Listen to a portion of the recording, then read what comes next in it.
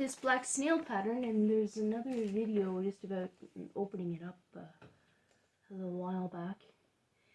It's taken me a while to get to it, but the museum that I volunteer at, Waba Cottage Museum, is having its 200th anniversary this year. Well, it's not the museum, it's the whole township. This area was founded about 200 years ago. I think we're actually past, a year or two past the exact 200th anniversary, but they're celebrating it this year. And so, now this is 1840s morning dress or wrapper.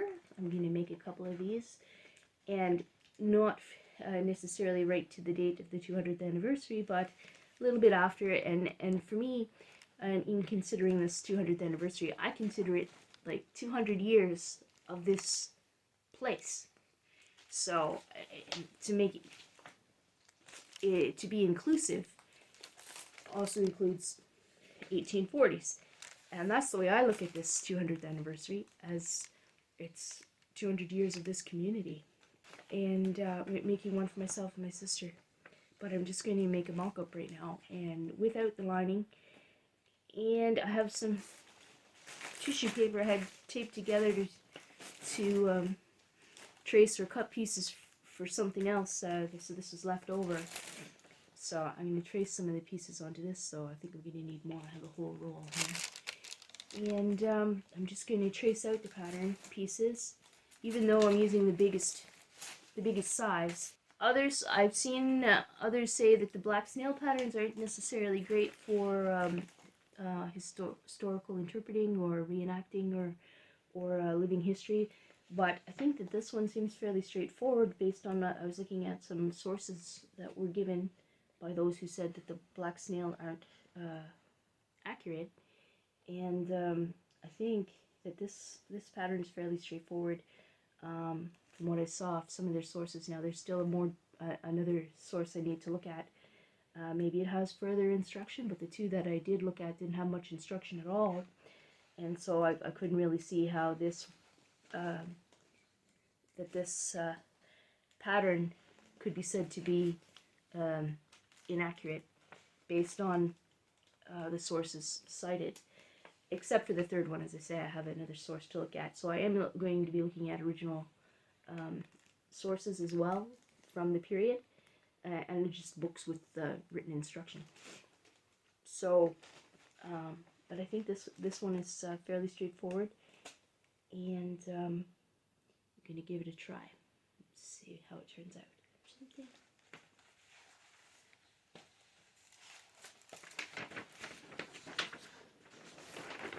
And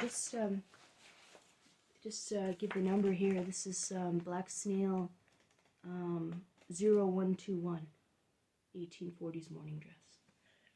Could also use for our trips out to Upper Canada Village, though they're set more 1860s, I think, or 1850s, but still, I don't think it would hurt to have an 1840s floating around.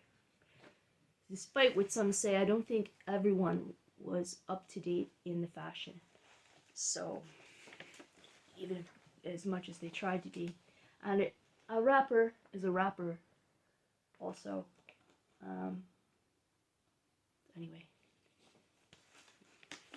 Based on some of the outfits we saw there too, like on the farms, the farm buildings and that, they weren't wearing like a big skirts or with a whole lot of petticoats underneath or crinoline or any of that. They were wearing a fairly straight dress.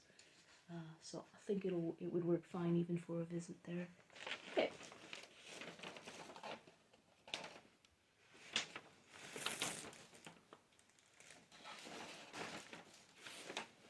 Size, US size 20 to 30, or European 46 to 56. Just wanted to go maximize.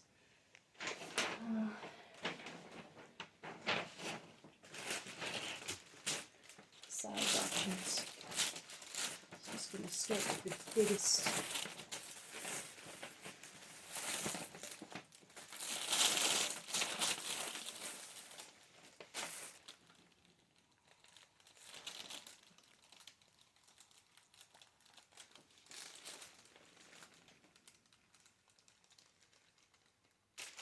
It's always got to be like a feline paperweight.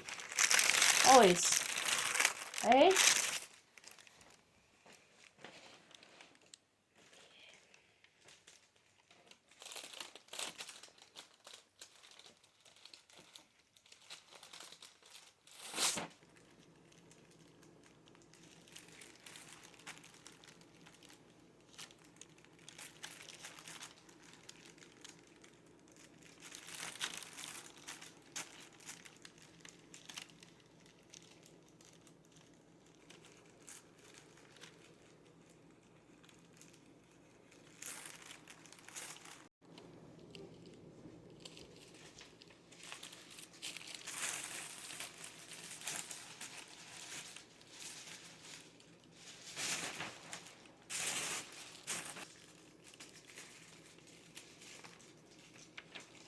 This sleeve is huge.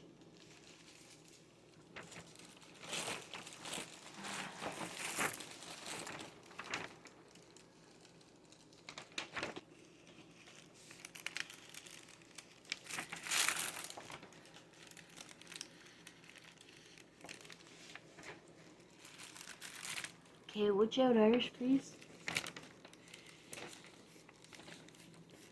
Good girl.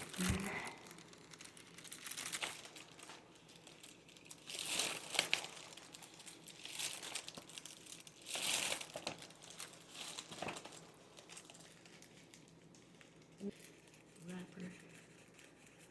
Sleeve. Right.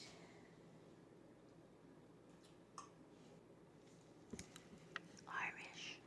Irish. Irish. Honey. Oh, honey. Look at the spikes. Honey says, no, this is my pattern. Irish says, well, I want to sit on it too.